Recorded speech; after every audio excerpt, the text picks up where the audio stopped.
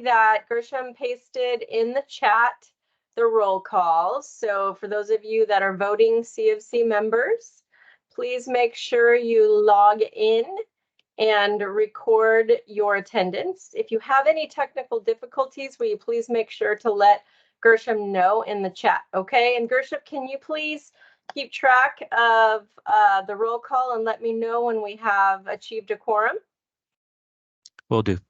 Okay, and so while everyone is going through logging for roll call, we do have a new participating member of the Continuum of Care. It's New Beginnings, Reintegration and Continuum of Care Services, Inc.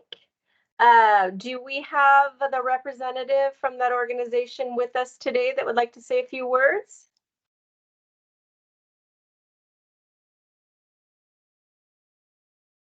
Going once. Okay, well, stay tuned. They have been in touch with us and are excited to participate, and of course are excited to attend 3 meetings to achieve voting status. So with that, we'll go ahead and move to the next slide. I see Amy Sells. Hello, Amy Sells from Harupa Valley. How are you? Hi, I'm good. How are you? Good, welcome. Okay, so do we have a quorum yet, Gershom? No, not yet. Not yet. Okay, ladies and gentlemen, we need to keep logging roll call. We cannot take action on item 2, so we'll come back to that when we have achieved a quorum. So let's go ahead and go to the next agenda item. Public comments. Agenda item 3. At this time, during the portion of the agenda, members of the public are able to speak on items that are not on agenda. You have up to 3 minutes to speak. Gershom, did we receive any public comments in writing? Not electronically, but I do see Michelle Davis's hand is up. Yes. Madam Vice Chair, what do you have for us today? I just want to recognize Marcus Cannon will be coming to the city of Riverside to speak in front of the Human Relations Commissions to just give an overview of behavioral health programs in recognition of May, which is Behavioral Health Month. So we just want to thank Marcus. And so I will put a link in the chat box if you want to. I know it's in the evening at 6 p.m. If you can't make it in person to the city council chambers, you can watch it online. After the meeting, if you can't watch it during the meeting, you can always watch it afterwards, and I'll put the link in there where you can access it. Great. Thank you for being so proactive. Appreciate it. Do we have anybody else that would like to make a public comment? Karen Younglow. Let's hear it from you, Karen. Hi, everyone. I brought this up, I know, at the board meeting. It's really not a public. I just wanted to know if we'd gotten any information or any plan about what we're going to do come July when we're not able to do double deposits for those of us who are housing for our landlords. So I just wanted to also kind of bring that up here. I don't know, Karen, if the board has mentioned anything, or I know that HWS was going to be doing a little research on it, but we need to kind of have a plan. You know, thank you for asking. I know Tanya is going to be jumping on a few minutes late. Greg, do you have anything, or Rashana, do you have something to say about that to answer questions? I know, Karen, we heard you at the Board of Governance, so I have been reaching out to working with our Inland Fair Housing Council to see if we can get a training for all of the staff members, all of the CLC members, so that we understand what this new bill is going to mean for us as housing providers. So stay tuned. We more to come on that before the July 1st date. All right, great. Thank you. Thanks so much. I appreciate that. Karen, you're always so on top of things and so proactive. And we appreciate that you do such a great job with your feet in both continuums between San Bernardino County and Riverside County. And you do a great job sharing with us on the Riverside side anything we need to know from San Bernardino and vice versa. It's really great that your organization does that. So thank you for your leadership and all the great things you guys do in your organization. Thanks, Karen. Are we closer to quorum yet, Gershom? Not yet. We're about 10 away. 10 away. Oh boy, everybody, you know what? I have a feeling because of the time of year, I don't know about you guys, but it's been insane. So I have a feeling some people are just crazy busy today. That's all right. Blessed are the flexible, right, everybody? So let's go ahead and go to the next. I believe we've moved Greg up to the top, haven't we? Yes. Greg Rodriguez, we are excited to hear from you. I know you have some exciting updates for you. Are you ready for us? I'm ready. All right, let's hear it. I don't know if I'd call it exciting, but so Christian, if you go to the next slide. So I'm going to primarily give, probably most of you know by now, but basically the budget updates. As you know, the governor proposes his fiscal year budget in January, and then there's always a May revise, usually because tax receipts come in a little better than expected. That's not really happening this year. We're experiencing about a $50 billion deficit.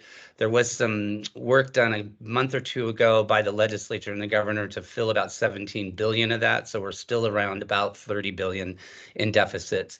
So some of the cuts or eliminations that are pertinent to our work that we do is in round 4 of HAP, there was bonus dollars of about $260 million. Those are being delayed. I'll make a caveat here too, is that what the governor has done is his budget proposal actually covers 2 fiscal years. So it's fiscal year 24, 25, and then 25, 26. So this 260 million will be delayed for those 2 years. Additionally, as we anticipated, there was no implementation of a HAP round 6 in the May revise. As most of you know, this has been a really critical part of funding for us because it's been ongoing and predictable. And not having that is really worrisome across the state. I will say there is a lot of advocacy work going on within the legislature right now, primarily through a coalition I belong to called Bring California Home, but as well as CSAC, California State Association of Counties, the League of Cities, the Big 13 cities. Riverside City's mayor has been a huge proponent around this as well, to get it as a budget ask. In the governor's press conference, which I'll get to on Proposition 1, he did leave the door open that this might be up to the legislature to fix. So fingers crossed.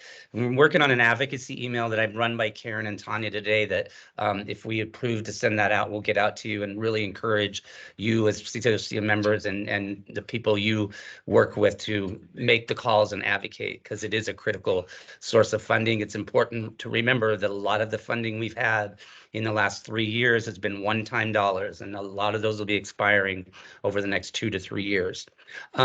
We did have some good news in the May revise. In the January budget, the governor eliminated the $500 million in low-income tax credits. That has been reinstated. It's good news for affordable housing development. However, the other cuts that he made to housing production funding was not restored in the May revise. And this also included the elimination of the remaining 75 million in the multifamily housing program. As many of you are aware, Riverside County has been on a huge trajectory over the last 3 to 4 years in the construction of affordable housing. The cities, I can list almost every city in the county of Riverside has been really aggressive on this. So that is going to slow that progress, we fear. We hopefully, after the November election, will be able to lobby for some more funding from the federal government. Care Court funding remains as it is now. What we are finding across the counties that have implemented Care Court is that what was seen originally as somewhat of a panacea for homeless individuals, most of the participants in Care Court are not homeless. In fact, they're referred by families, and it's a very small portion. But again, at least that's some funding for that program to continue. And then I'll end with around Proposition 1, which of course, as many of you know, was the revision of the Mental Health Services Act into what's now called the Behavioral Health Services Act. That proposition and bond measure passed in the March election by a very, very narrow margin. The governor held a press conference last week on Proposition 1 and some of the details for the funding and the bond money. So there was an initial $3.3 billion that will be going out for NOFA starting in July, with awards looks like they're coming in the fall, in early 2025. What I want to note here on this is that the governor's press conference really focused on housing and utilizing bond money for housing. I think it's important, though, to clarify that the housing type within Proposition 1 is a narrow housing type for individuals with certain behavioral health aspects. A couple reporters, both in his budget news conference and the Proposition 1 news conference, raised that point, and about what about overall homeless individuals or those that are precariously housed? Where are the dollars for those? The governor's line is that there is plenty of resources out there. Those of us that have watched the budget cuts and the expiration of one-time money don't think there's enough sufficient resources, especially if you look at the regional housing needs requirements and the constant push for more housing. I want to say I applaud the governor for all he's done.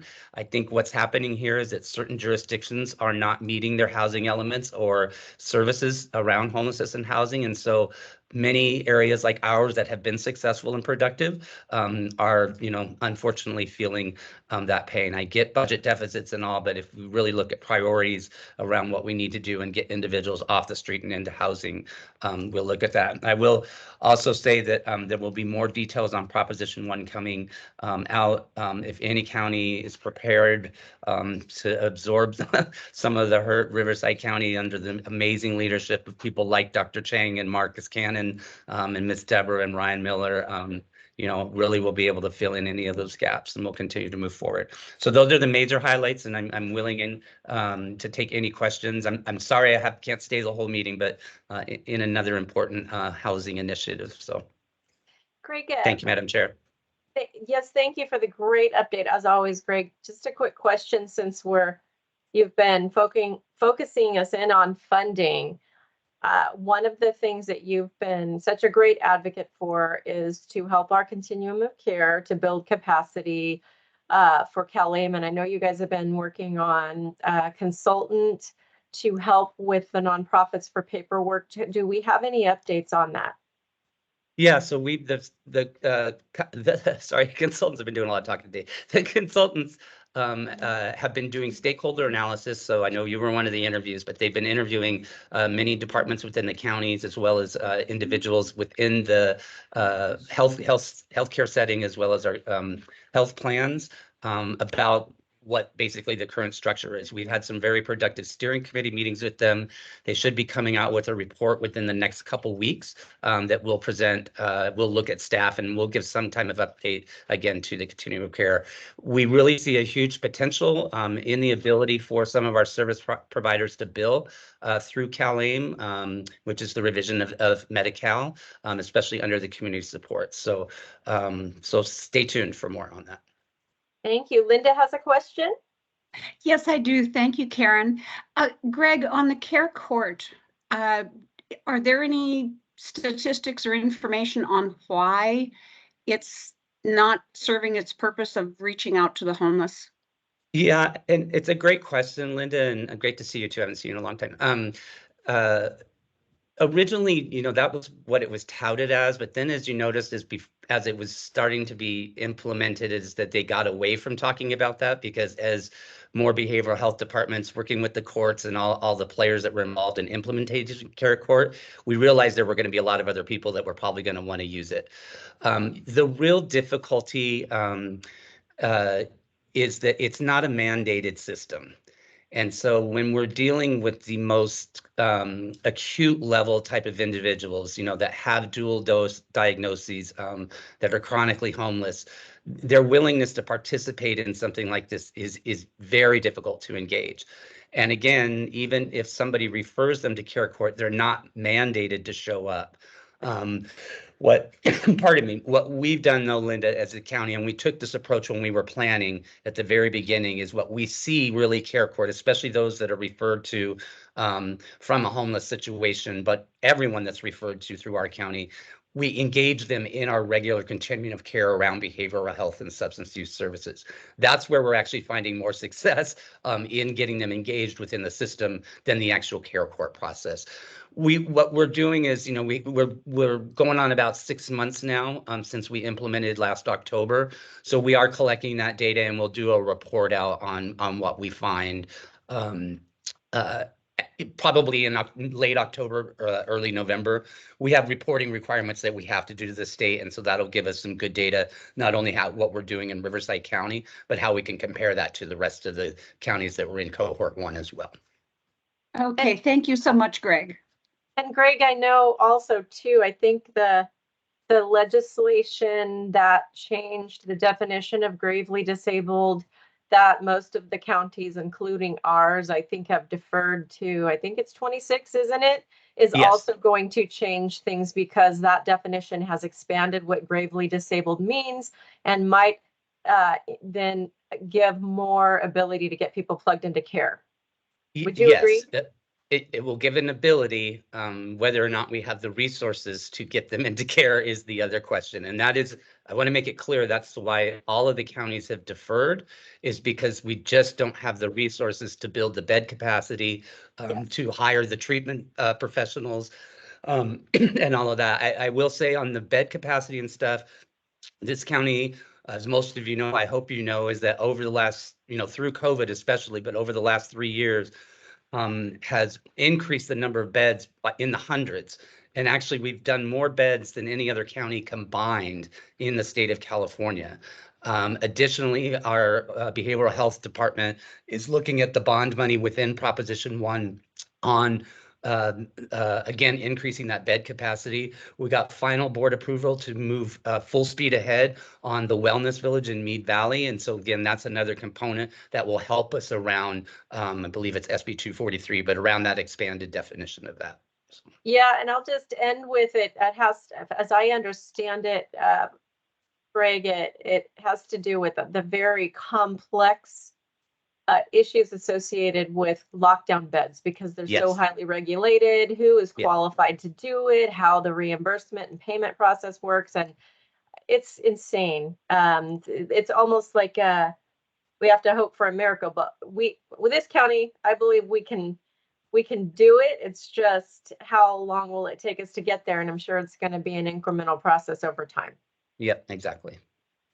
Great. Thank you so much, Linda. Great questions. Appreciate it. Does anybody else have any other questions for Greg? Madam Vice Chair, did you get all the information you needed?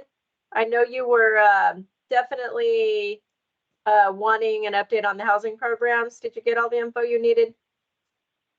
Yeah, and I met with Ryan Miller this morning, so I appreciate him taking time out of his busy schedule. And I think we're getting cuts at the federal level too. So anybody on this call, the city that gets home dollars, that got cut. Ours got cut 200,000. Our emergency solutions grants got cut. HOPWA was the only funding source that actually went up. So, we're seeing it all across the board. Well, the one thing we all know, everybody out in this space, just remember that challenges present unique opportunities. So, we just have to keep our sights focused on all the stuff that we have the ability to keep doing with the resources that we have. So, right? It's leadership opportunities. Are you guys ready for them? Okay. Greg, thank you for the great job as always. All right. Thank you all very much. Appreciate it. Okay, then. Any closer to a quorum? We are currently 7 away. 7 away. Okay. Yeah. Unusual. Okay, let's go ahead and go to the next agenda item. Okay, I love this time of the month, as you know, as the chair. I have the privilege of reaching out to the community to do leadership spotlights, and I'm excited for us to have a leadership spotlight on Olive Crest with Nikki DeLong, and I want to tell you a little bit about her. She is currently the program manager for the transitional housing program within Olive Crest. And in that capacity, she's involved in numerous community collaboratives. She's also the chair of our youth advisory committee for our Continuum of Care. Prior to her and her husband moving to California, Nikki served much of her adult career as the director of the County Head Start program in Nebraska. Nikki thoroughly enjoys working with the young adult population and utilizes her experience in early childhood trauma, brain development, and attachment styles to guide and support the youth in the program. Ooh, I like that. Attachment styles. I want to learn more about that. Nikki, we're super excited to have you. Take it away. Hey, thank you guys. I was very surprised when I got this phone call, and I feel very blessed to to be here about our program and what we're trying to do to make a difference. Um, I did embed the PowerPoint. So we call our program, our transitional housing program, Operation Independence. And the main logo that we go by is we begin with the end in mind. So the day a young adult is moving into our program, we're immediately talking to them about their transition options and where they want to be. And granted, that conversation progresses and changes throughout the time that they're with us, but at least it kind of starts to give them that future story and the idea of planning for that future. So our transitional housing program is kind of funded to work with the next slide, to work with youth who've aged out of foster care, because in the past, youth who aged out of foster care or off of juvenile probation definitely struggled with homelessness, with the risky behaviors, which would lead to incarceration, homelessness, substance use, unplanned pregnancies, just added a lot of additional barriers for these young adults as they tried to reach into adulthood. So one of the many implementations to try to assist the young adults was Assembly Bill 12, AB 12, and it tried to create permanency. And just one of the small factors for AB 12 was called extended foster care. So youth can choose to remain dependent on the state and stay into extended foster care, and then they're placed within programs like mine. So what my program offers, next slide, is basically sometimes for a lot of our youth, this may be their first stable placement, the first chance they can actually get a solid footing underneath them to focus on those adulting 101 skills that they need to try to conquer in order to meet that independence goals they want. We also offer case management, community supports. We're very community oriented. We're trying to build up that natural network of supports around the youth. And where we are a faith-based organization, we partner with several churches who even help increase the likelihood of that happening. They provide monthly game days. They provide independent living skills workshops. They go to the apartments and work on cooking skills. They provide mentorship opportunities. So we definitely try to do that. We also provide financial supports. So the youth that move into our program, we're paying for their rent, utilities, water, and we give them $500 a month so that they can get some of their basic needs met. Also unique to Olive Crest is we have a savings match program. So if they're willing to vest into a savings program, we'll match up to $100 every month that they're wanting to vest into that. So we've had youth leave us with over $10,000. So that is a good way for them to try to get up and going. And then another thing that Olive Crest was kind of implemental into going is we worked with the county, and we were the ones that advocated to have a countywide application process, because there's numerous transitional housing providers throughout Riverside County, and we all had our own applications, and all the applications were about 12 to 14 pages long, which is cumbersome. And especially if you're going through a crisis of homelessness, as some of our youth are. So, and they all asked the same questions. So we advocated and worked with the county. So now there's one application, and it goes to any one of the contracted providers with Riverside County. So it makes it a one and done, very easy. I've also tried to play nice, and if I get a youth to fill out the application, I'll share it with whatever programs are in the area location that they need served in. So other things that we've helped do is we've helped start up monthly provider meetings. So all of these transitional housing providers meet on a monthly basis, and we meet with the DPSS and the probation department. So we're able to share resources. We just met yesterday and talked about how we're trying to help maintain sibling visits and those familial connections with our youth, because once they turn 18, lots of times There's nobody to advocate for them to still get the visitations and maintain that contact with younger siblings. We also brainstorm some of the barriers that we may be fighting with. We share our bed availability so that we're trying to help serve all the youth that are in need, and just try to build a support network with each other so that we're working together. Yeah, we're competitors, but we can also be nice and help each other out. Also, specific to Olive Crest and something we've created on the next slide is this is just a screenshot of a Google document that I have created. And there's 3 pages, 3 tabs on that. The first one is by agency. So if you're wanting to find out if there's availability within a certain program or who has availability, you can just look by agency and it gives their vacancy. There's also a second tab that goes by area. So if you have a youth who's succeeding or has a support in a specific area, then we can just focus in on what geographical location, and it will have who's there and who has what vacancies. And then also by specialty. So let's say if a youth has special needs or higher barriers, then we can definitely try to find who specializes in those services to get them the right placement where they are going to succeed. So I have created this Google Doc. It is shared with Monique Guerra. It's shared with the street outreach teams. Every program has the capacity. They can keep their own bed availability up to date as it occurs. So this isn't like a control aspect. Everybody's able to update their own vacancies so that it helps the county. Oh, and the counties all have access to this so that if they need to place a youth, they can go to this document and see who has capacities. Another thing that Olive Crest is doing on the next is re-entry.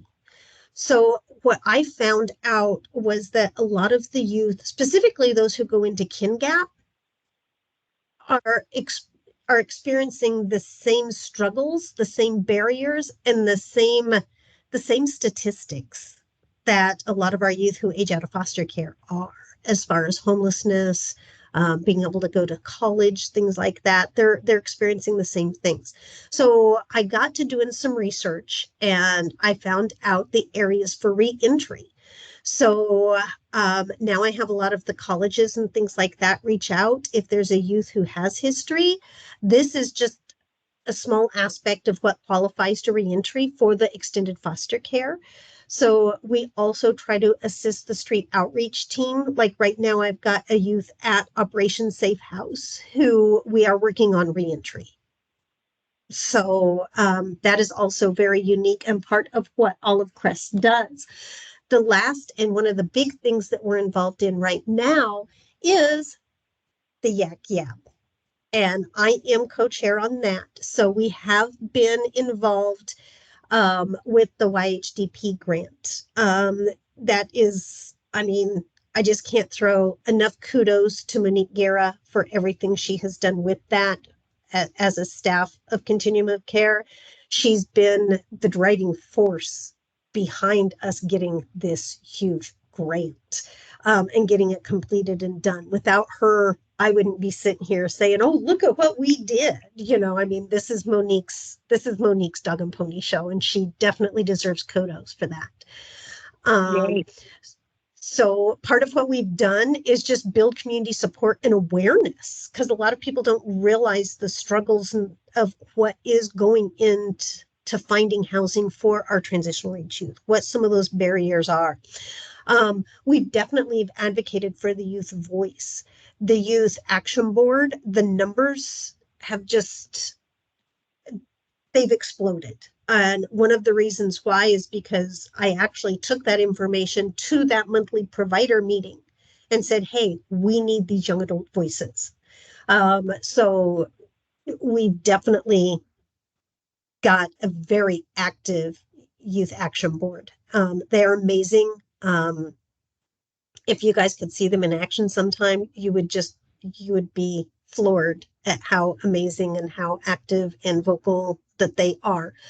And also it really community attendance and participation even before we got the YHDP grant. So we were increasing our numbers, getting a lot of networking going on. So those are some of the things that Olive Crest has done. And then the last one is just thanking you guys and just seeing if you guys had any questions for me.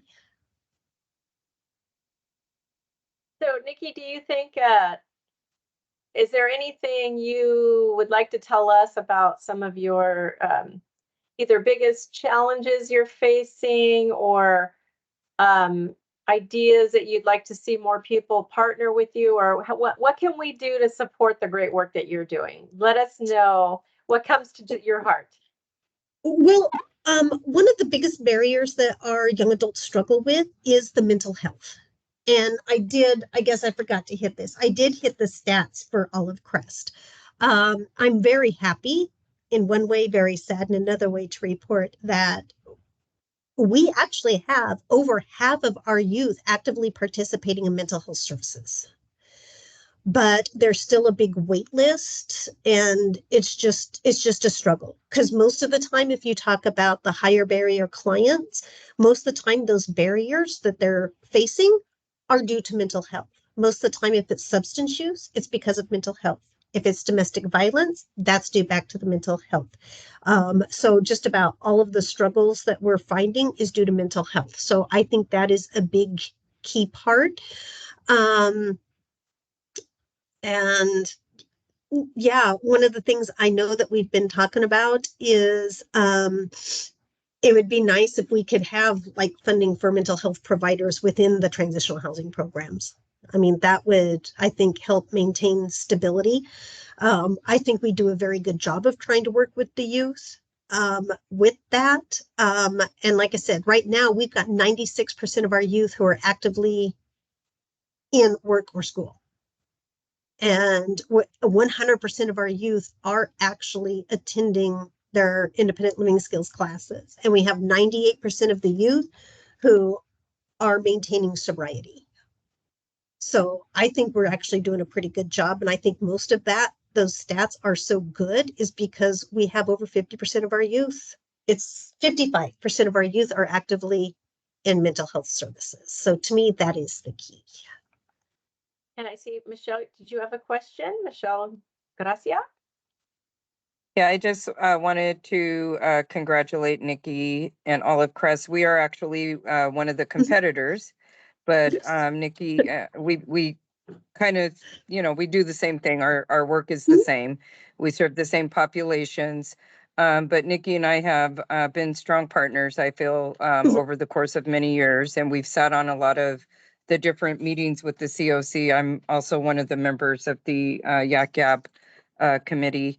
But congratulations. And I think one of the other things that is often missed besides the mental health piece is there's a struggle often with funding for driving school.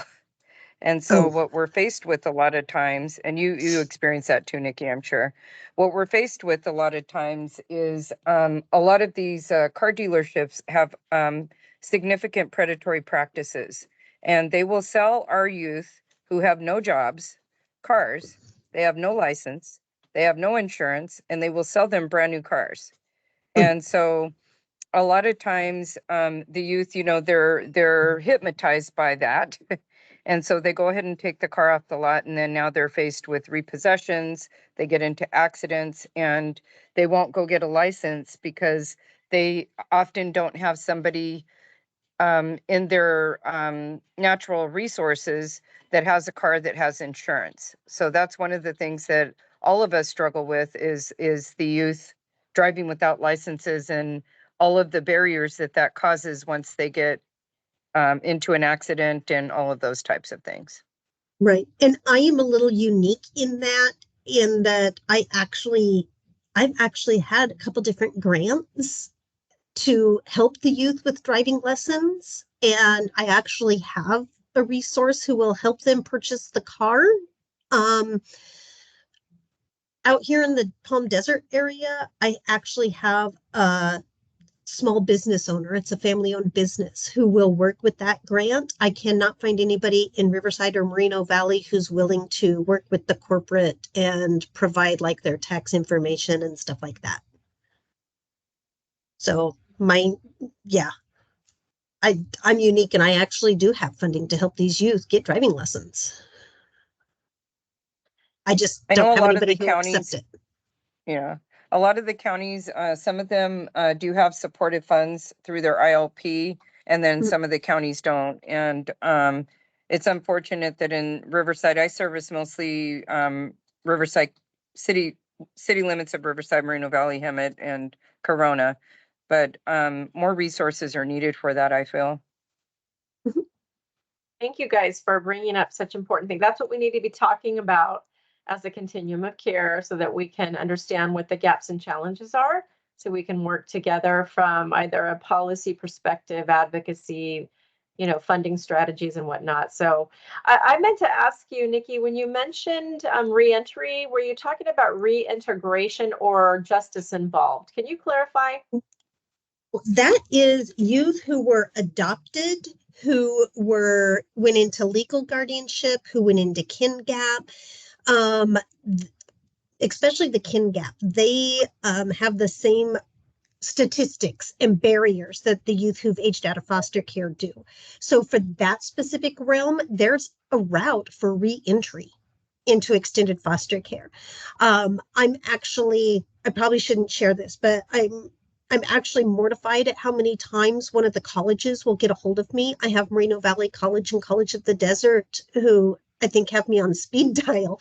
I'm kind of mortified how many times that we have youth who went into guardianship or kin gap, and once they turned 18, the guardian is keeping the money but not providing housing or any services for the youth, but still cashing that paycheck. So there's That actually a is route 100% true. Yeah, and yeah, I feel really bad because I wasn't trying to go like negative and all rogue here, but I mean, No, it's important. Yeah, you shouldn't feel it's bad, really because honestly, it's important for everybody to know this is Yeah. a tough population. It You're not being is. negative. And it's really sad. And I didn't realize when I moved out here, and went into the extended foster care, because I mean, I'm early childhood, and these kids just took my heart. I mean, they just like really tugged at me. And it's really sad to see the barriers. But the avenue for reentry it's very limited. If you go back to that sheet, it's only part of it. These youth have no clue how to get back out and ask for help, but there's so many of them out there that don't qualify just because it was either done through the wrong, maybe it was done through probate court and not the right court. Maybe they were 2 days too young before it happened. So it's very complicated. They don't know. They don't remember a lot. Their youth. They don't remember exactly what type of court case it was, exactly what birth date everything was finalized on. So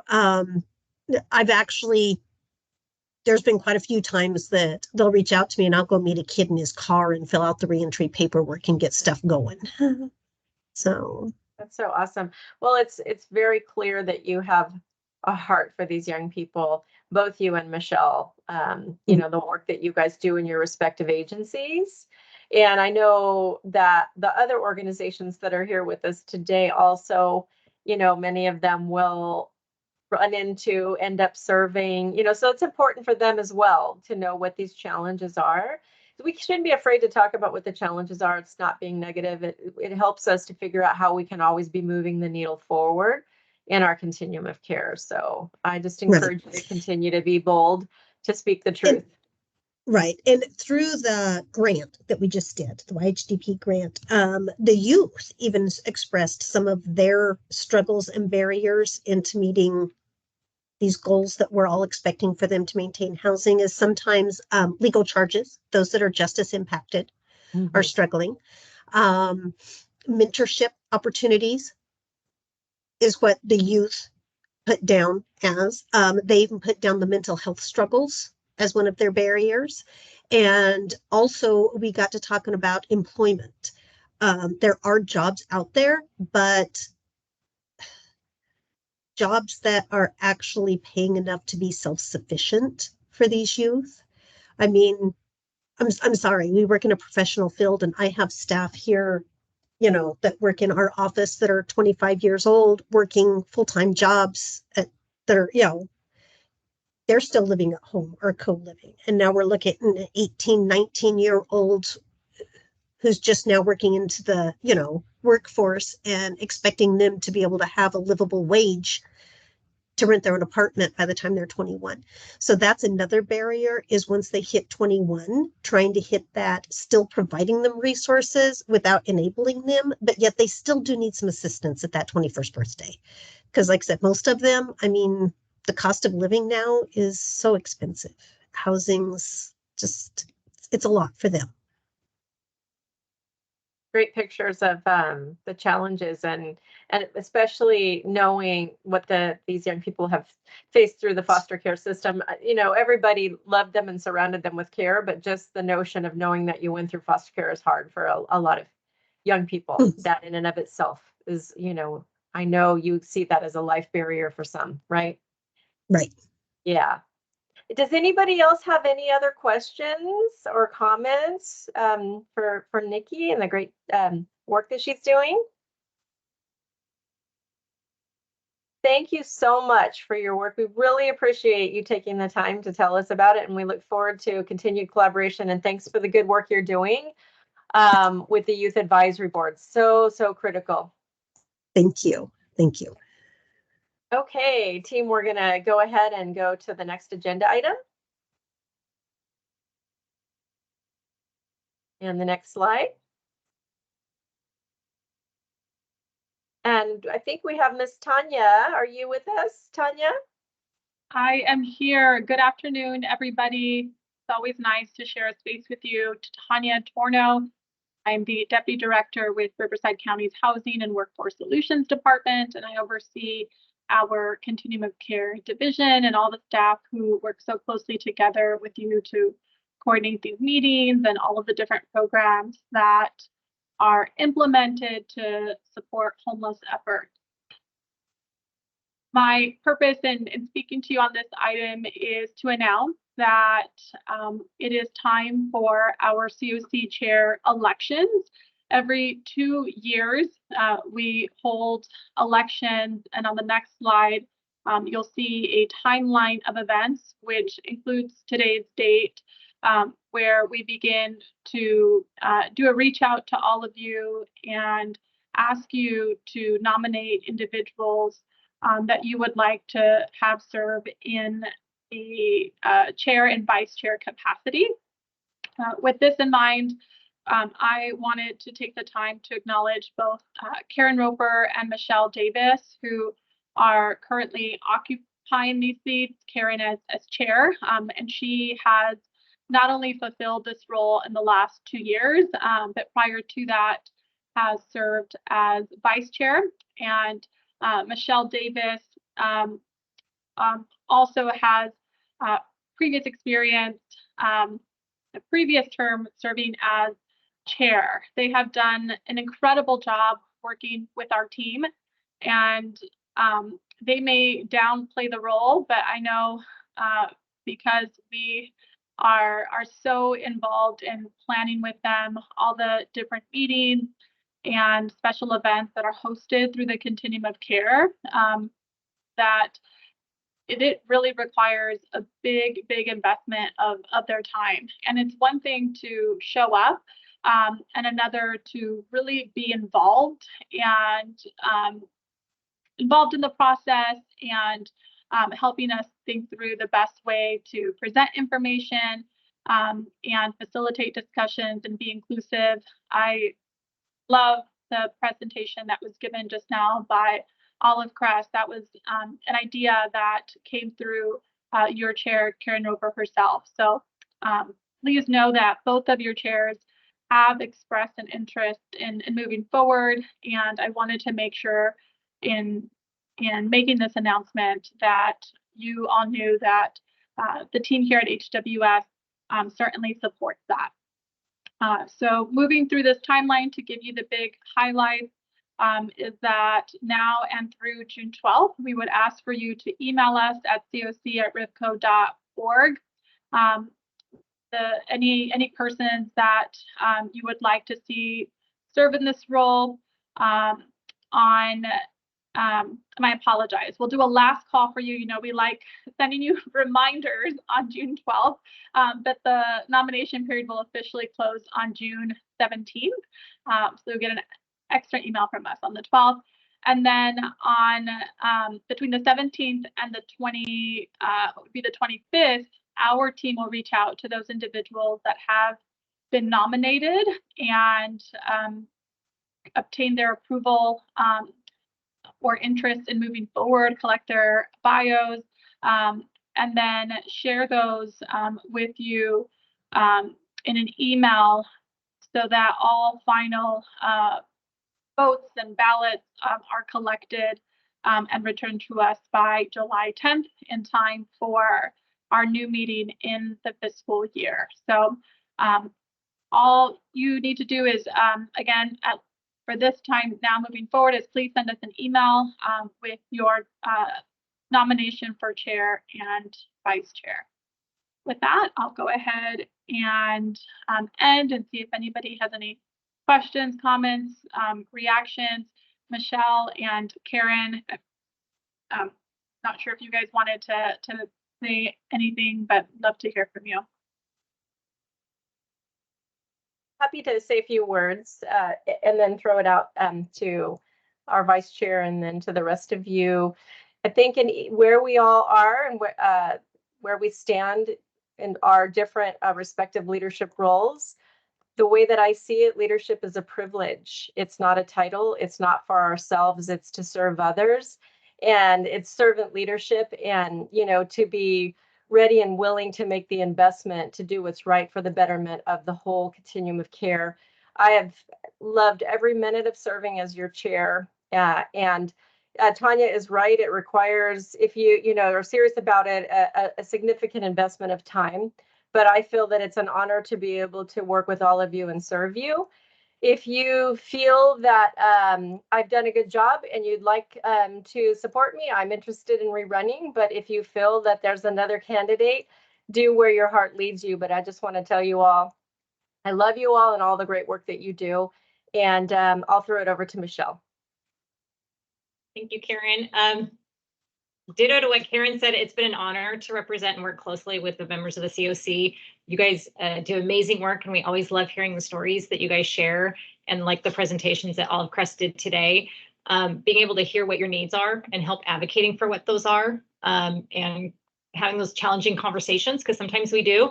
I know a while back, I would say probably 6 years ago, when people got into this space, they were very competitive. And today I see folks coming together and wanting to help one another out, because we are all here for the same purpose, and that's to help better the lives of our unhoused population. So I also want to run for vice chair again, and it will be an honor if I do get elected. And I know there's some great other folks on this call as well. So I'll put my name on the ballot and we'll see where this goes. So I appreciate everyone on this call.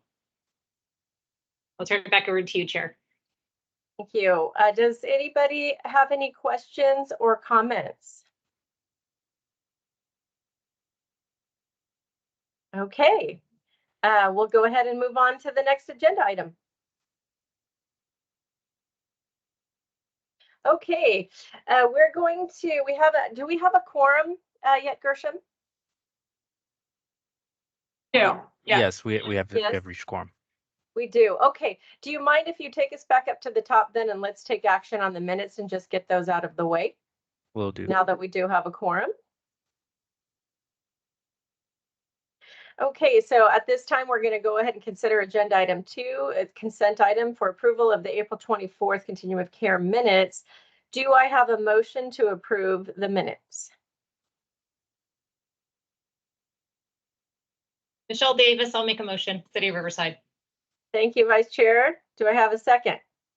Linda Krupa, City of Hemet, second. You got a whole bunch of seconds. Okay, I'm not sure who was the first second. Say it again, someone. I'll second. I'll second. Charles Chapman, Mercy House. Okay, thank you, Charles. Do I have any abstentions or objections? Hearing none, the item passes. Okay, Gershom, let's take us to the next agenda item. Do we have a copy of the governance charter that we can pull up so that the folks can see the changes in Redline, Gershom? Yes. Because it's basically two simple little changes that we're making. And this is about representation of youth. And we have talked about this at previous Continuum of Care meetings as well as Board of Governance meetings. So if you want to pull that up for everybody to see, very simple. But part of this is, you know, to help us fulfill HUD requirements for representation. And you all know, you've heard the big chunk of change that we received for YHDP, and not just because it's a HUD regulation, but also just how important it is to have representation of youth in a leadership role as part of the governance structure. We know they are the future of tomorrow. So you can see the language that we're looking to change. They're under formerly homeless 2 seats. So we want to change the language to say 1 seat representing the Youth Action Board, the YAB. That's the first language change proposal. And then Gershom, if you can go to the next page.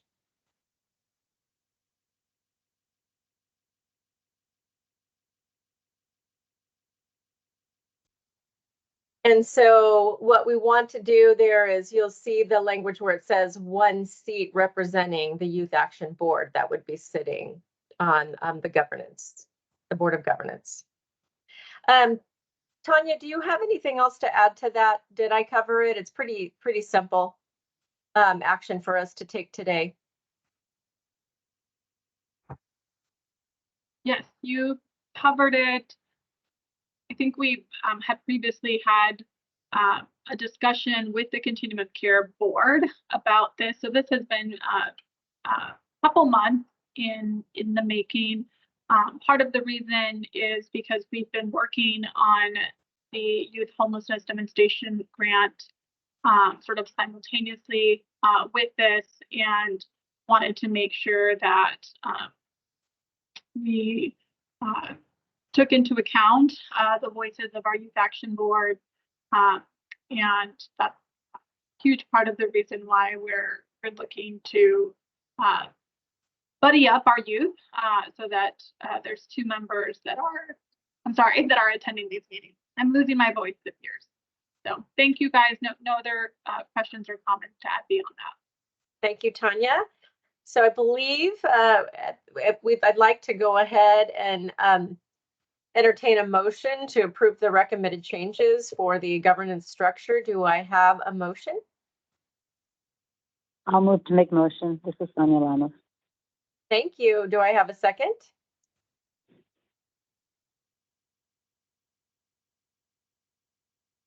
I'll second it. I'll second my house. Was that Karen Younglow? Yes. Yes. Okay. I know there were several, but I Karen. So do I have any abstentions or objections? Hearing none, the item passes.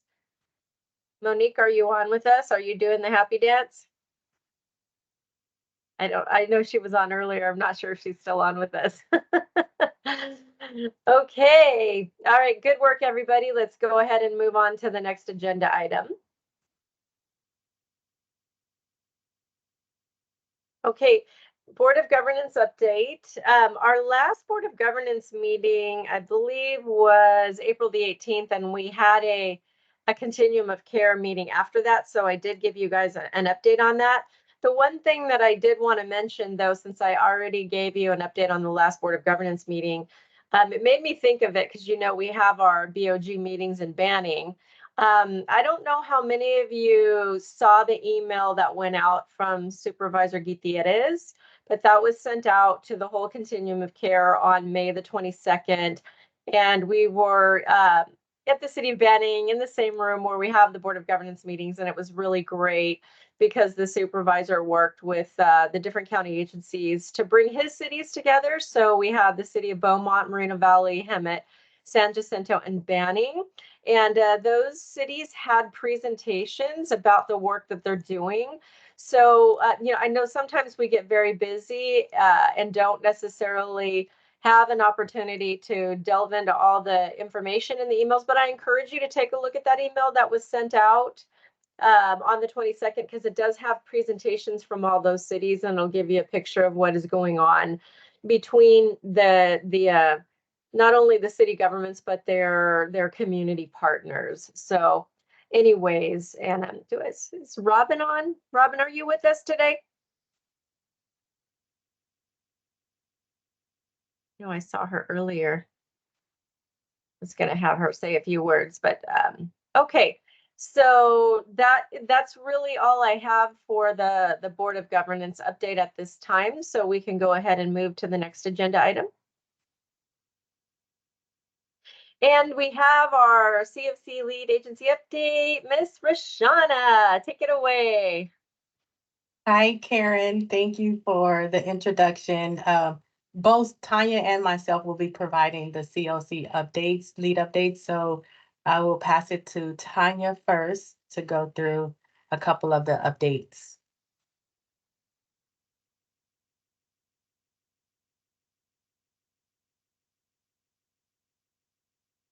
Shauna, you might have muted yourself. Can you hear me? We can hear you now. Oh, I apologize, everyone. I thought I was unmuted. I was just updating Karen to let her know that both you, Tanya, and I will be doing the CLC lead updates today. So I was going to pass it over to you, Tanya, for the beginning part of the updates.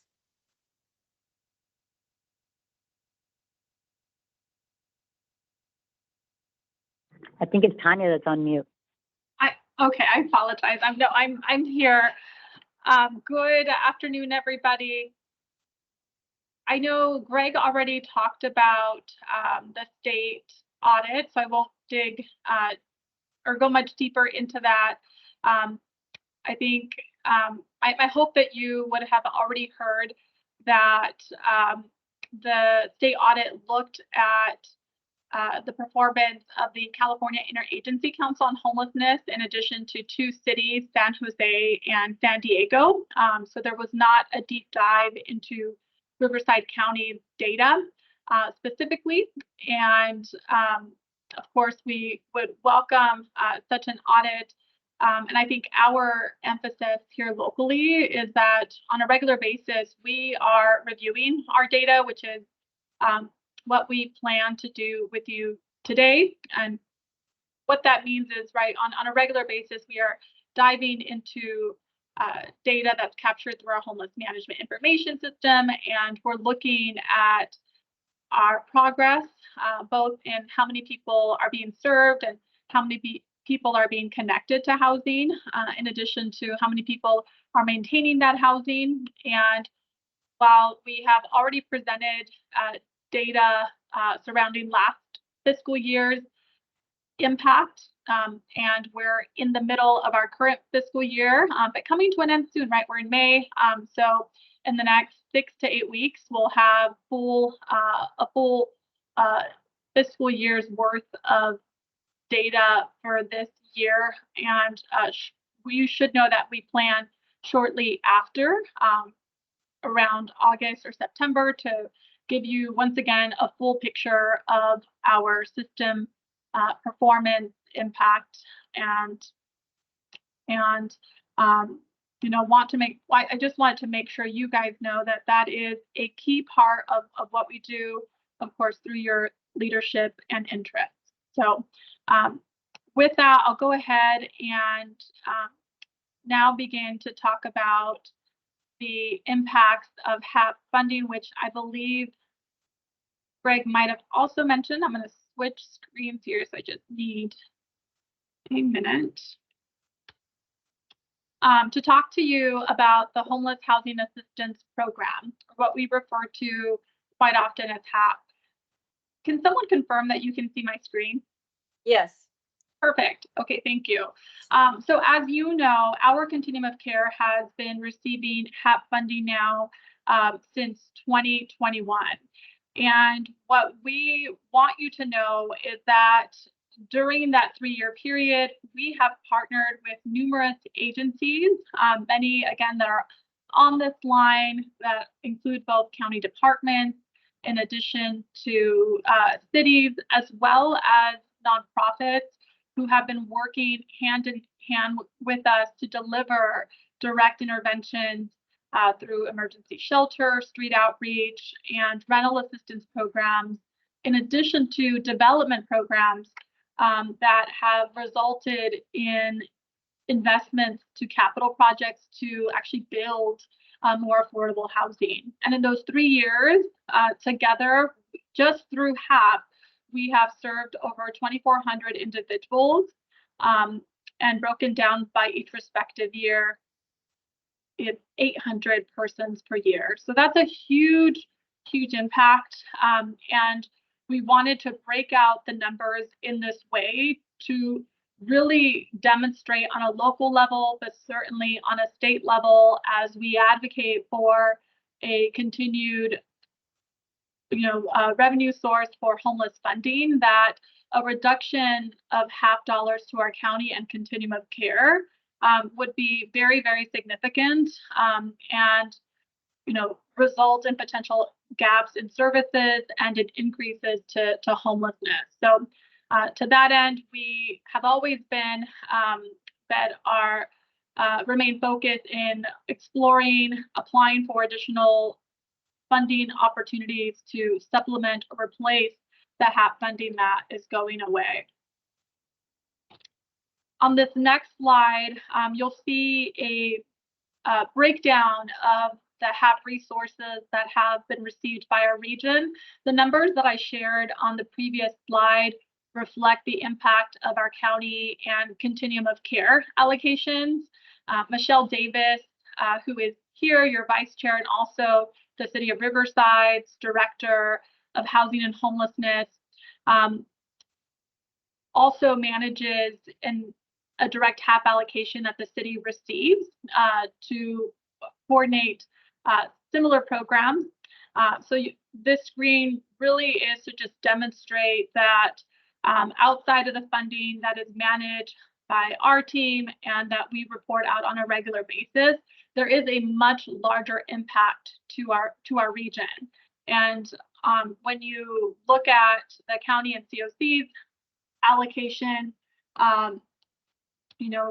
broken down, the city's allocation is significantly higher, and again speaks to what could be, if you just look at round 5 alone, a $20 million total reduction in funding to our region when you consider those 3 pots of funding. So this is really, really significant. I think while we all understood that HAP funding was available on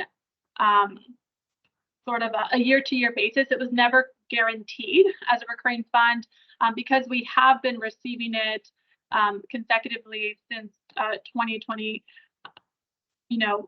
We have, and you guys have worked collectively with us to launch programs, onboard staff that are on the ground today, this very moment, delivering direct services, and are going to be impacted when this funding goes away. Here on this screen, you'll see a breakout again of the county and Continuum of Care programs, the projects that have been implemented. In the last 3 years together, we have served nearly 2,400 individuals, many of which, as you can see, have exited to permanent housing destinations. I think the other big piece here, outside of the 763 that were successful in obtaining rental assistance and graduating to self-sufficiency, where now they are maintaining those rents, is that you had over 200 individuals that actually transitioned to a housing authority voucher, which could have been through Section 8, or the emergency housing vouchers that our region received about 2 years ago, and ensures that they have long-term access to affordable housing. There are other individuals who, again, we did not return to the streets, but recognize that maybe they needed to be transitioned to an ongoing temporary housing situation that could have included a young adult who needed transitional housing, as an example. There's still a significant number of individuals who are still enrolled in our HAP programs and are receiving rental assistance today. So again, 2,400, about 800 individuals that we're serving every year through this funding. With the governor's news of a non-renewal or round 6 of HAP funds, you bet that we are very much committed to looking at new sources of funding to help us, you could say, balance our budget, or continue to increase the resources that we have to target homelessness. What we have found is that a lot of the new funding available is specific or geared towards targeting special populations. So on this screen, I included some of the examples of the most recent awards that we have received: $12 million in state encampment resolution funding to support the San Jacinto riverbed. We've talked a lot about the $7.4 million in youth homelessness demonstration funds. And the new applications that in the last 2-3 weeks, we have worked very closely with many cities and agencies who are on this call. Includes a $12 million ask and additional ERF funds to support the Murrieta Creek Trail, which would cover the cities of Murrieta, Lake Elsinore, and Wildomar, and unincorporated areas of Temecula. Thank you to all those cities: Brian Ambroise, Lindsay Sisti, Susan Price, who is a consultant supporting the RHA and helped us complete that application by April 30th. And then just last week, Jamie Gibson, or Goodner, I need to go by her new last name, worked with Reach, Shelter from the Storm. Thank you, Angelina Coe, Barbara Sinatra, and other organizations to submit an application for $1.2 million in anti-trafficking housing assistance funds. So again, we really just wanted to share with you that we are actively looking for new funding resources. The challenge is going to be that HAP really provided a general reach to all populations, where some of this new funding is a bit more restrictive. Applications we're looking into and that we are considering applying for include $8 million in Prop 47 funding, which prioritizes justice-involved individuals. The funding is really geared towards behavioral health supportive services, but has some funding towards housing, in addition to submitting a separate proposal for a third and final round of state encampment resolutions funds to support the Eastern Coachella Valley. We're also in conversations with the city of Desert Hot Springs, who is looking at submitting an application. Awesome. So that was really my part of the COC lead update today, was really to demonstrate the impact of HAP, which has been good in light of the recent news regarding the state audit.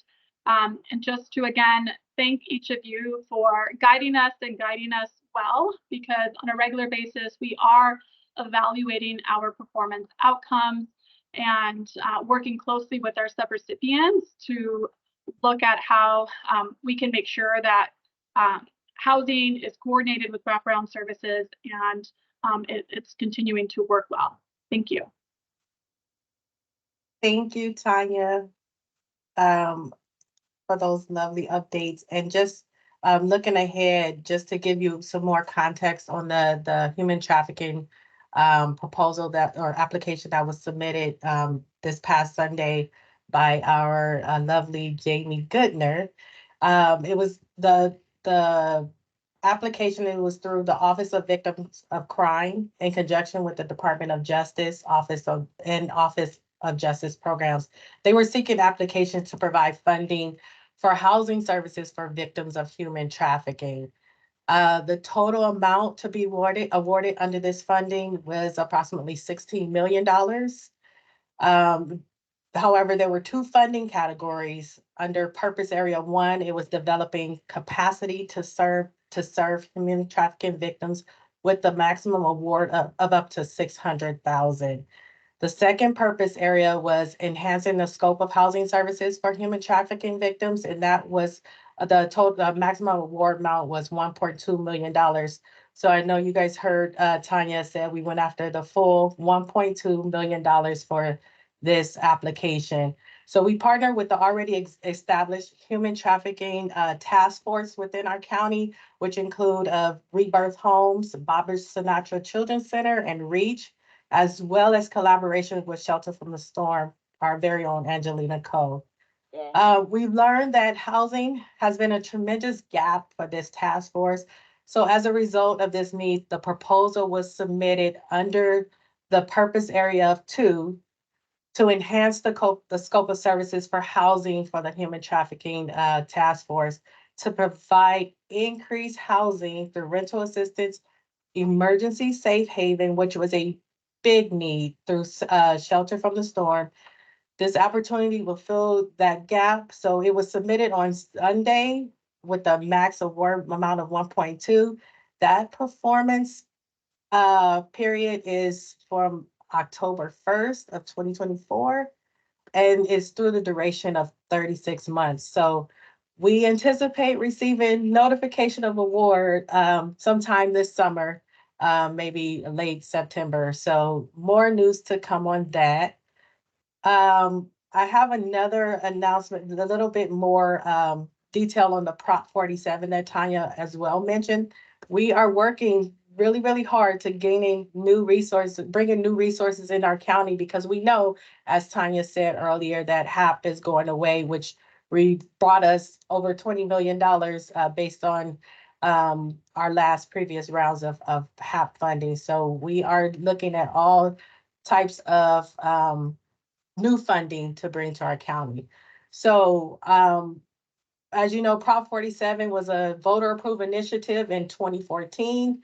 It enacted the Safe Neighborhoods and School Act to ensure that prison spending is focused on violent and serious offenses, and to maximize alternatives for non-serious, non-violent crimes, and to invest the savings generated from this act into prevention and support programs in K through 12 schools, victim services, and mental health and drug treatment. The target population for this opportunity are adults and or juveniles who were arrested, charged with, or convicted of a criminal offense and have a history of mental health issue or substance use disorder. This funding period is October 1st of 2024 through June 30th of 2028, so approximately 4 years. The total available for this opportunity was $152 million for approximately 4 years. So we are planning on applying for the maximum award amount of $8 million with approximately 70% of mandates to subcontract with nonprofit providers. So there's a 70% of our $8 million that is mandated that we subcontract to nonprofit providers. So we will be submitting an application for this grant opportunity with a focus on street medicine and housing. As a part of this program, we are required to convene a Prop 47 local advisory committee, which includes local stakeholders who have the experience and expertise in the prospective programs and services to be implemented. This advisory committee will, at a minimum, advise on how to identify and prioritize the most pressing needs to be addressed for this population, how to identify strategies, programs, and other services under this program, and the development of the grant project, as well as ongoing implementation of the project. So this advisory committee, we want to include a broad range of stakeholders from within the community, from organizations, departments, those impacted by and those impacted by the proposals. So we are reaching out to you, our COC, as local experts to participate on our advisory committee if funded through this opportunity. And we are reaching out to you because we know that you guys are the experts. You guys know the population, and we want to make sure we include our local experts for this advisory committee. So with that being said, we want to ask if you are interested in this, participating in this local advisory committee for the Prop 47. If you can please enter your name and contact information in the chat. And if you're not sure about participating, you can always feel free to reach out to us and by email at coc@rivco.org by May 29th. The application is due on June 10th, and we need to have at least the committee set before we submit the application. So again, if you're interested in serving on our local advisory board for our Prop 47, if funded, please enter your name and contact information in the chat. And if not, if you decide at a later time, please email us at coc@rivco.org by May 29th. Thank you so much for your consideration. So I have a couple of comments before we open it up to see if anybody else has any questions. First of all, do you ladies ever sleep? I just want to know, because this is like remarkable. I know sometimes when I've talked to Tanya at 11 at night, she's working on grants, trying to support all these cities. Rashawn, I know you are, the whole HWS staff. I don't think I hope everybody knows how much you guys go above and beyond the call of duty to do whatever it takes to serve all of the subregions within this county to try to help. We are so grateful for you. Because you're not your typical like 8 to 5 people, like you just do whatever it takes. So can we just all thank them so much for all of the great work that they do? That's the first thing I wanted to say. The second thing is this probably won't work, but I'm just going to throw it out there to the staff. Because there's so many different committees and everyone's so busy. I don't know if this would work, but would it help you guys if you were able to dedicate a segment of the business of the continuum of care to be part of that advisory committee, so that you could just to use that as the forum? Then you've got the whole continuum of care, and we could support you guys. You've already got the membership, and then you don't have to convene yet another meeting on another time. I don't know if the grant would allow you to do it, but we could configure it and say we are going to, at this time, focus on the, what did you call it, Rashana? The local Prop 47 local advisory committee. Yeah. And Karen, to your point, we are looking at if we are awarded, or once we are awarded, we are looking to, that's what you're talking about, is dedicating some time for in our CRC meeting to kind of cut down on the meetings. Are you trying to tell me I read your mind? Yes. So the other reason why I really like it is because you all know my big passion on reentry. This is also connected to that. So I just feel like the stars are aligning. We got the brain power all together at the continuum of care. Why not harness it right then and there? So anyways, for whatever it's worth, sounds like we're all on this. Does that sound good to you all?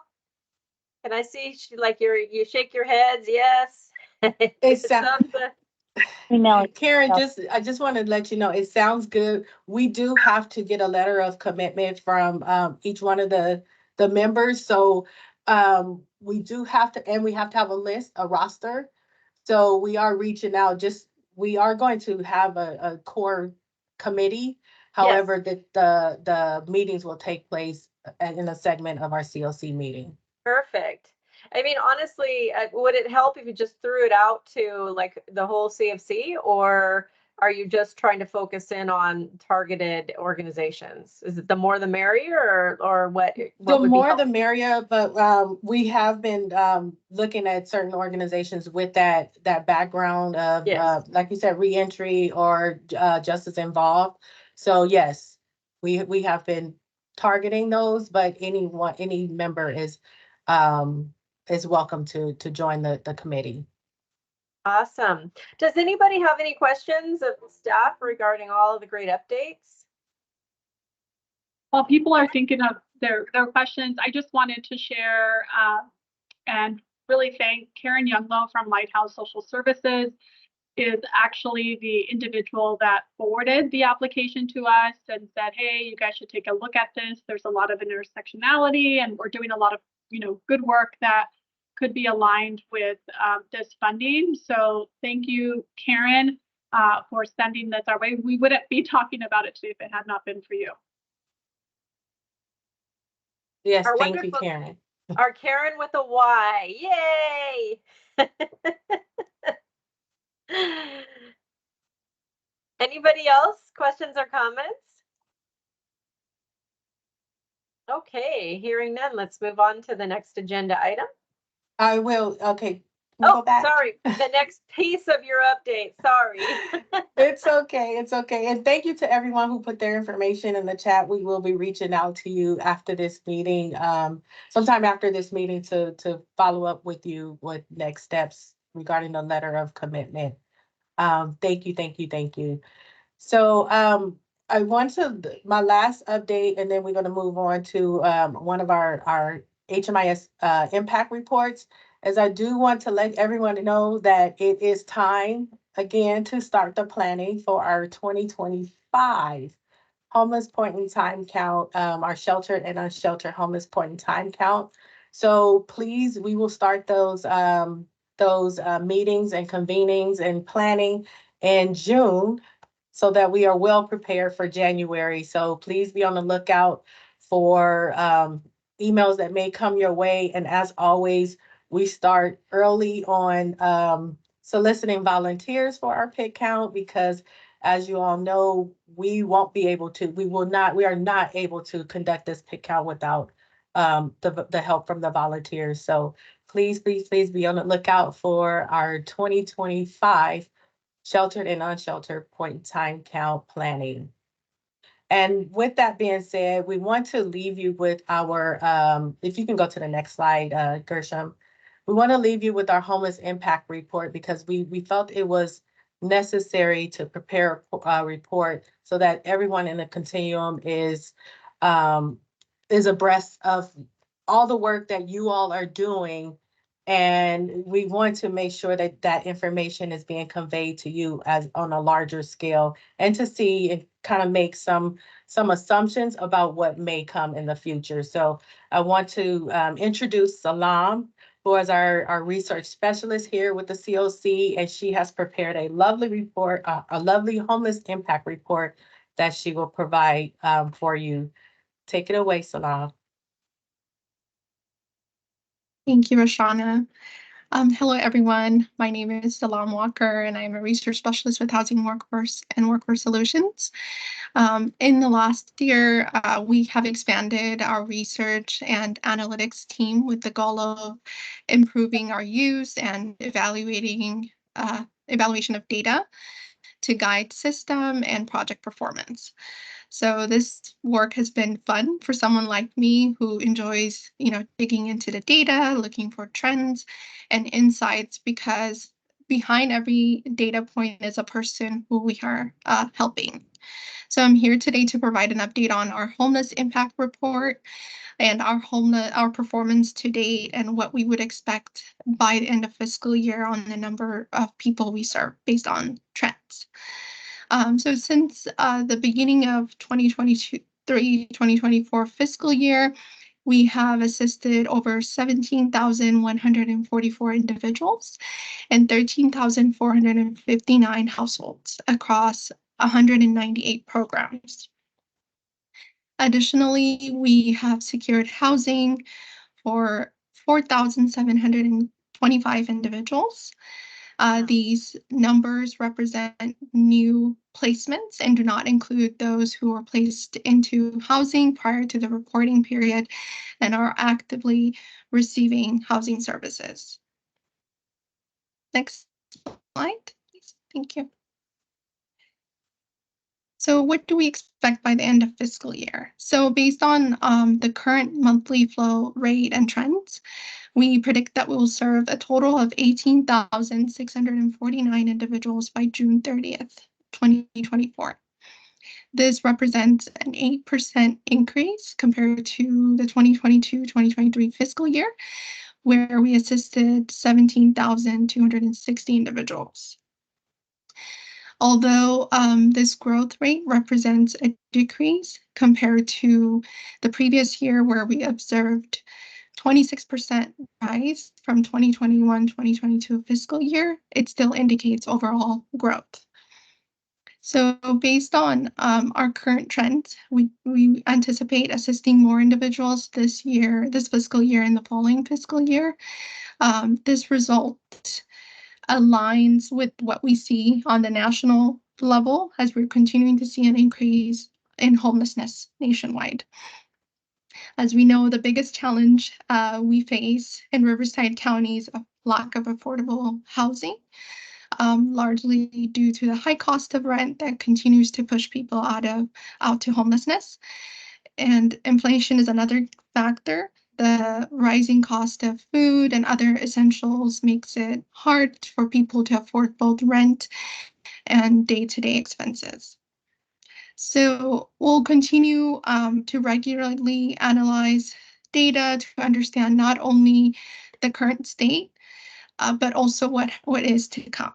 So by anticipating future needs, we can begin to plan, seek new funding opportunities, or modify existing programs to have a greater reach. With that being said, we want to thank each of you, our providers, and the county departments and cities who've continued to invest their own resources and respond to homelessness. And this concludes my update. So I'm available to answer any questions. Thank you. That's pretty powerful data about the need, the extreme need in our county. I think that it's important for us to continue to carry this message. I know when the HWS staff prepare the PIT briefing summary, at the top, one of the things we always try to focus in on is the PIT said this for the sheltered and unsheltered count, but let's look at the real data of how many unduplicated people were served in the continuum of care, because that PIT count is not really an accurate representation of the magnitude of people that we're serving. I can tell you all,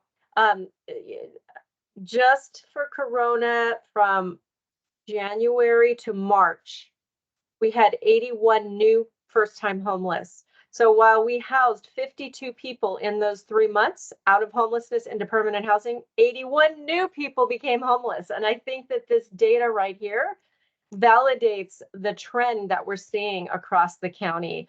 So it's really important for us to all, in our respective spheres of influence, to keep carrying this important message. So love the data. Great job. Does anyone else have any questions or comments? I think my only comment, and I will go after our Vice Chair, Michelle. No, thank you for sharing these trends. It's helpful to see where we're going year after year as well, and where there might be some ways we can shift. One of the things I want to see is homeless prevention data. What's causing folks to fall into homelessness, so that we can then go upstream with trying to plug resources on what's causing a lot of folks homelessness. So if we can track that as well in HMIS, that would be great. That's a good point about how we're tracking when we're getting people signed up for home TBRA or other types of prevention programs. Love it. So Tanya? just so, oh, sorry, go ahead. Go ahead, I do Tanya. not have to go next. So whoever wants to go next. I think my only comments were for the larger group here. We know you guys are as aggressively as us looking at different funding opportunities. So oftentimes we point to the homeless count that's done every single year. And I know I sound like a broken record when I share and overshare that, right? We identify about 3,700 individuals, at least in our last 2023 point in time count. But then when you look at the actual number of people that are coming through our homeless system of care, I mean, this clearly shows that we're like 5, almost 6 times larger. So to the extent that you can, we appreciate your advocacy in really speaking to these numbers. And it's the reason that we share them with you. We want you to use this to really speak to the magnitude of need here on a local level.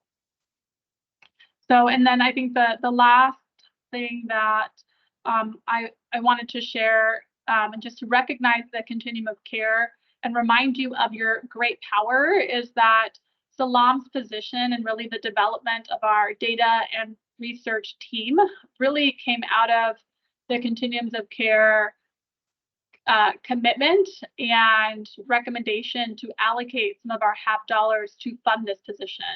Historically, our HMIS team was really focused on supporting the use of HMIS, responding to IT requests, making sure that right, we had all of the data elements as required by the HUD and now the state who also funds us, and that's still a very core part of our team. We have Gordon Kwong, who's a dedicated lead for HMIS that is working strongly with the team to keep that side of the house in order, and we're very proud. But really, Salam and now a second research analyst who just joined our team, Elizabeth Gehrig, who is not new to homelessness. She came to us from the Housing Authority, has a background in public health like Salam, and just lives and breathes for this kind of stuff, is on the daily doing this type of research and analytics with Salam. So a huge thank you to all of you. And again, just to show that part of why we're having more or able to produce more and more of these reports is because you guys asked for it and you recommended funding to be allocated to support this. So thank you. And just to piggyback off of what Michelle Davis talked about when it comes to homeless prevention. So we were allocated some ESG homelessness prevention dollars just for a short period of time from it was January or February through it's going to be through August 7th. So just a little plug, if you have any homeless prevention needs, please reach out to Home Connect for those resources. But just to mention that we set up we are now setting up projects. If they're homeless prevention, we're setting up those as homeless prevention projects so we can capture that data of the homeless prevention assistance that is needed or is requested. Good stuff, everybody. Any other comments or questions? Okay, are there other components of the update from the CSE? Yes. Next slide. So the COC, the YHDP team within the COC, our youth and young adult partners, as well as our TAs, our HUD TAs have been working tirelessly. Beginning of, I want to say maybe they started around November, but really hitting the ground in January on this, creating this YHDP program. And majority of it is creating the coordinated community plan. And we are proud to say that plan was submitted to HUD as of Friday. So members, you guys can be provided with the CCP fact sheet. If you take a look at that picture on the side, that's the cover sheet of our coordinated community plan. That I'm telling you, that team worked so hard, meetings after meetings to submit this plan. So big shout out to our YHDP team and our youth and young partners, as well as the YAC and YAB board. Please give them a round of applause because they worked so hard on this plan. So we are proud to say it was submitted as of last Friday. Good job. Is there a story about why that picture was selected for the cover? Is that off the 60 freeway? That photo? Yes, it's what our YAB chose as the cover page. So Is there a It's, that story? it's Eddie. yeah. So I'm guessing his name is Eddie, right, Nikki? Is that what you said? Yeah. Okay. Yeah, his name is Eddie, and he's one of the first things that you see as you come in on the Inland Empire, whatever direction. I'm sorry, I still get lost out here in California sometimes, but yeah, they thought that was very representative of the Inland Empire, considering that's one of the first things you see coming in off some interstate. Okay, nice. I knew there was a story behind it. Great, love it. Also, too, the CLC released the YHDP request for proposals last Friday as well. We had our pre-bidders conference that took place on yesterday, and we would have our Q&As posted to our website by May 28th. So just a reminder that we do have a request for proposals that is due June 16th. So those proposals are due June 16th. Take a look at your email. It was sent out May last Friday. So other announcements about YHDP, there's an upcoming hybrid youth advisory and committee and youth action board meeting and education and employment subcommittee workshop. And that is, help me out, Gershom, what date is that? So that's scheduled to take place on the 30th, May 30th. Thank you. Thursday, May next. Okay. 30th from 10 to 12. And with the emphasis of the education and employment subcommittee workshop is from 1 to 4. So again, that's hybrid. It's on Teams and in person at the CFLC in Hemet on State Street. So if you have any questions, please reach out to coc@rivco.org, or Gershom, if you can put the YHDP email in the chat as well.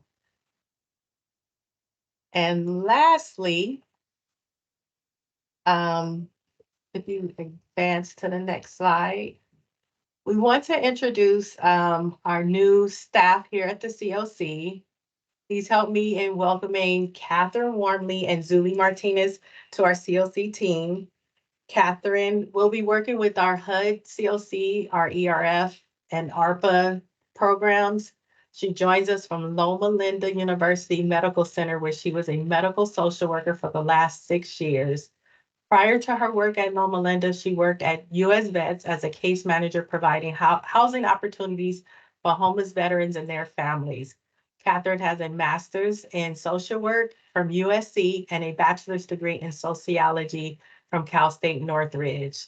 Please help me in joining Catherine Warmley. Our next new team member is Zulie Martinez. Zulie will be working with our CLC planning team. As you heard earlier, she will be taking over. She will be sharing the responsibilities of coordinating meetings such as our CLC and BOG meetings that take place. Julie joins us from Supervisor Gutierrez's office as a there she was a health and human services liaison, where she was responsible for coordinating supportive services and resources for constituents within the district. We are very excited to have both of them join our team because they come with a wealth of knowledge and experience in housing services. Please welcome Catherine and Zulie. And if you would like to come off mute, Catherine or Zulie, to say a few words, please feel free to.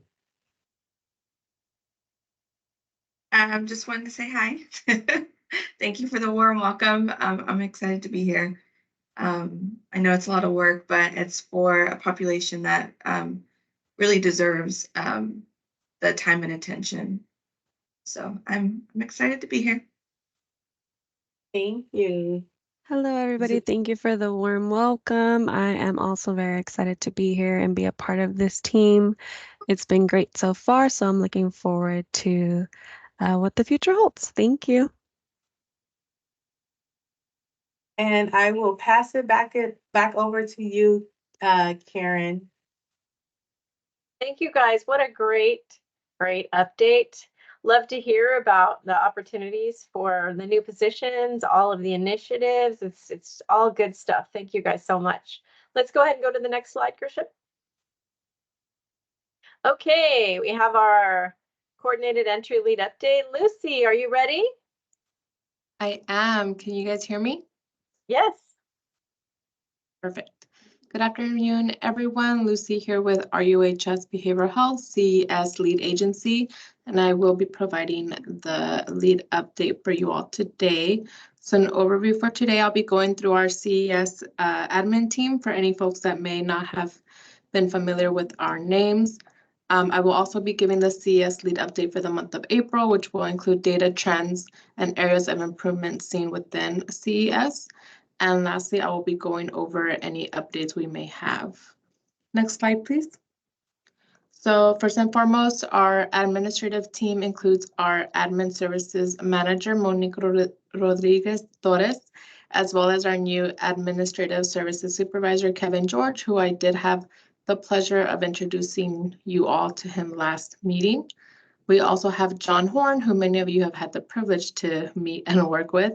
And of course, myself, Lucy Bustos, a social service planner. Moving on to the backbone of CES, we have our two office assistant threes, Emily Romero and Julian Guerrero. Program is also working on acquiring a third office assistant for the team. So here's some data for Home Connect. As of the ending of April, we received 2,145 Home Connect calls, which is a 600 jump from the 1,518 received in March. The number on the queue as of April had reduced by 19, and through the work of agencies countywide, we were able to house 33 households throughout that month. Cities with the highest number of folks on the community queue include Riverside, Indio, and Palm Springs. When breaking down the Home Connect call log specific inquiries, 66% of those calls included folks needing resources. 15% of the calls were out-of-county callers who were redirected to their appropriate county resource line, and 12% of the calls were expressing needs of motel vouchers, which again led to redirecting them to the appropriate housing support resources. And the majority of individuals contacting Home Connect self-reported as being literally homeless individuals. Next slide. Oh, wait, Lucy, before you move on, can I ask you a question? Back on that Sure. slide. Just out of curiosity, the 2,145 calls, could they be duplicated where the same person might be calling multiple times? Do you guys track that? Do you know? It is possible, but we are looking into tracking them. Okay, just curious, because I think that Rashana, the data that you guys just showed, that 17,000 figure, that was unduplicated, right? Yes. Okay. Yes. Just trying to make sense of all the data. Thank you, guys. Sorry, Lucy, I didn't mean to throw you off track there. No, no problem. That's a good question. Okay, so we are working on developing training for, but not limited to, ensuring that navigators are closing consumers out of the respective programs after an allotted time has passed, but also ensuring that they are closed out of the coordinated entry system and removed from the community queue. We are also looking at train agencies on ensuring that they are not enrolling consumers to external agencies or programs or referring, as all referrals should go through the coordinated entry system, and this is to ensure data quality. Our delay in services, our CS team would also like to encourage shelter staff to have consumers connect to case management staff to be screened for vulnerabilities such as the VSPDAT in-house, or connect them immediately upon entering the shelter to Home Connect. As regards to streamlining, CES has worked collaboratively with Housing Authority to streamline our PBV home connection process by integrating the PBV documents needed by Housing Authority as well as the project department application. And that's only for the PBV units into the initial home connection opportunity notification. And this allows for Housing Authority to review applications and send referrals to our PBV projects in a more timely manner for a quicker lease up. And as a reminder, CES has also restructured our partnership meetings that we hold bi-weekly. So once a month, we do hold a case conferencing meeting aside from our second monthly resource meeting. This case conferencing form was created for case managers to complete and return to Home Connect, and they will be featured at that case conferencing meeting. We do ask those navigators that are sending these in to be present to the meeting in order to work interprofessionally and effectively with all agencies on the call to help remove those barriers and support in housing those that are hard to house. Our CES is also looking for presenters for that other bi-monthly or for that other bi-weekly meeting. So if you happen to know an agency that would be perfect for the county-wide agencies to know about the resources and services, we do ask that you let us know because we would love to hear from you. So we do ask that council and community members reach out to us and let us know what they would like to see be included in future CES lead updates.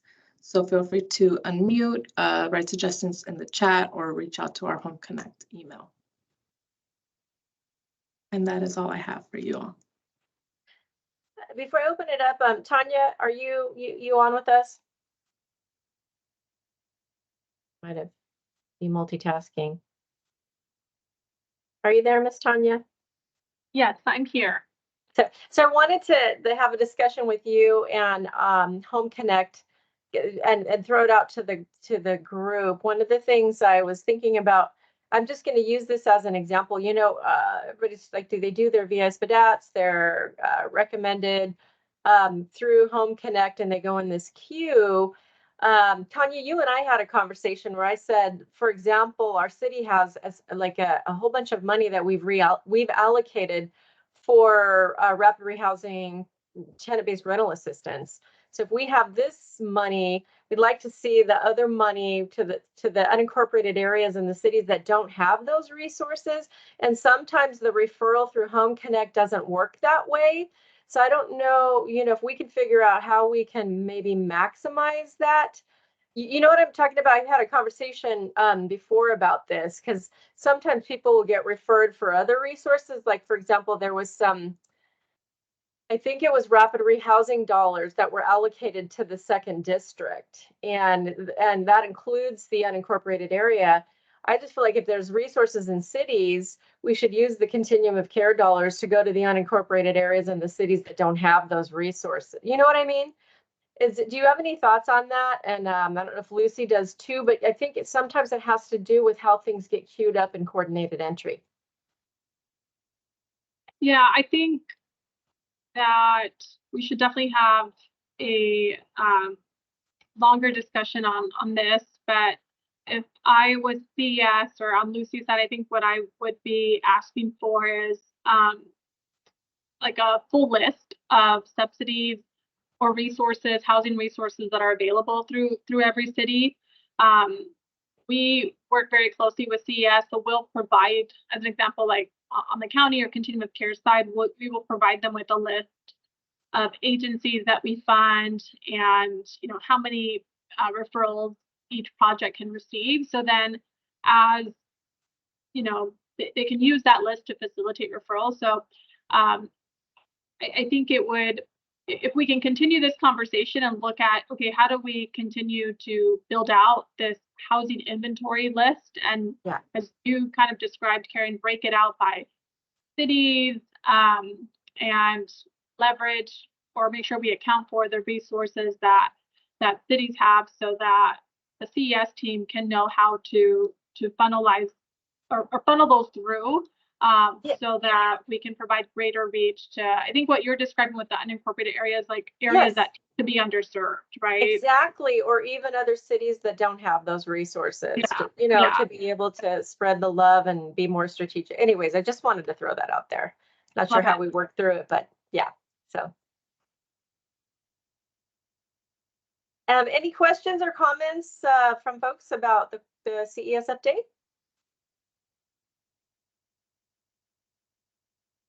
Miss Lucy, thank you for the good job as always. We appreciate you. Thank you. Appreciate it. Okay, the next agenda item, we're getting close to the end here. Those are informational items that you can access and they are in there in the Google Drive. So those are the committee reports. Next slide. I saw a note from Susan. Susan, are you still on? She had a comment in the chat that she looked and those APRs aren't in there. So we'll get those uploaded, right? Or did they make their way in there? Yeah, we've uploaded them to the Google Drive already. Perfect. Okay, great. All right. So next agenda item. Okay, you guys, this is the time of the meeting where we can ask for your ideas for items for the next meeting. Any agenda item requests that you all have? If you don't have any right now, you can always email them to us at coc@rivco.org. Okay, next agenda item. Any announcements? Don't be shy. Michelle Davis. Well, not really an announcement. Maybe I should have asked this in the last slide. At the CES meeting this week, we did have somebody pose a question of they wanted a roster of all the members at the CES level, but I think it would be nice to have one for the CES members as well as the Continuum of Care members, because when you get new members, they want to know who's working in this space, who can they reach out to help collaborate. So do we have an existing roster, or are we able to do like a Survey Monkey where folks can kind of share their contact with their agencies, what programs they operate, what populations they serve? You mean like all the agencies participating in the CSE, Michelle? Yes. Yeah, which I think is different than the voting membership. You're the broader list. I think we do have that, right? It usually just has names of organizations and email addresses, right? A lot of it doesn't always have phone numbers.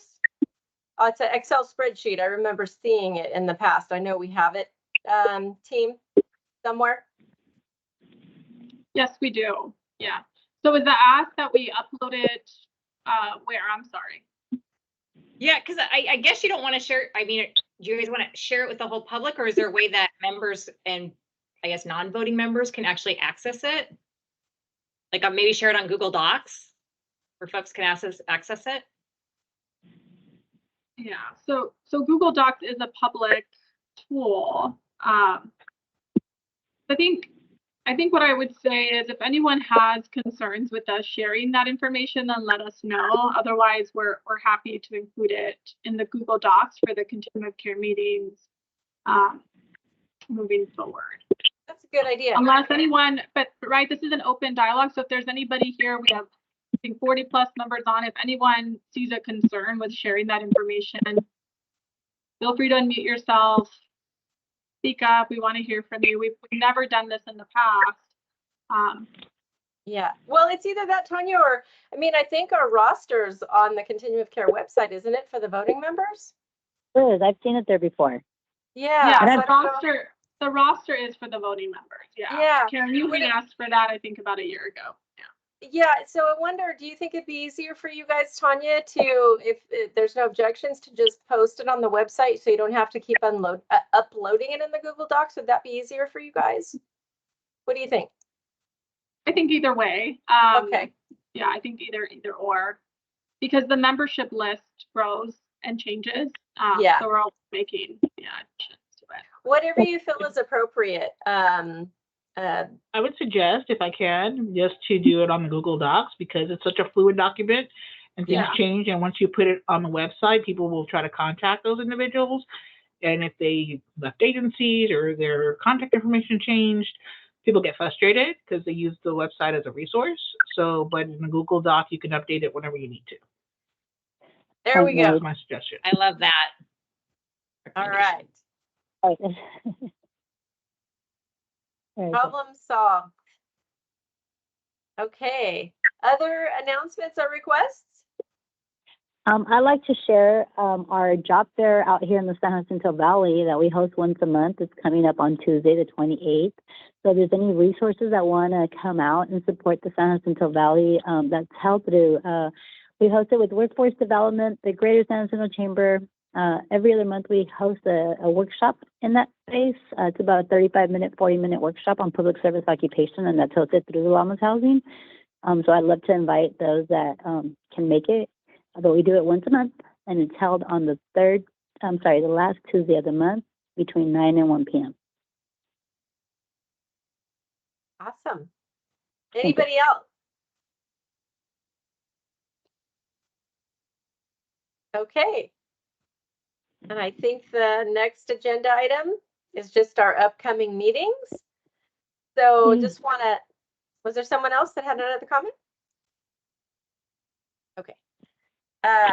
So just want to thank you all for being such great troopers. I love the active, rich discussion. Appreciate you all so much. I hope you have a beautiful rest of your day. Everybody take a look at the clock. 5 o'clock on the dot. How's that for all of us working together to stay within our meeting time? Have a beautiful rest of your day and week, everybody. Appreciate you all. Take care. Thank you, everyone. Thank you, Have a great everyone. evening.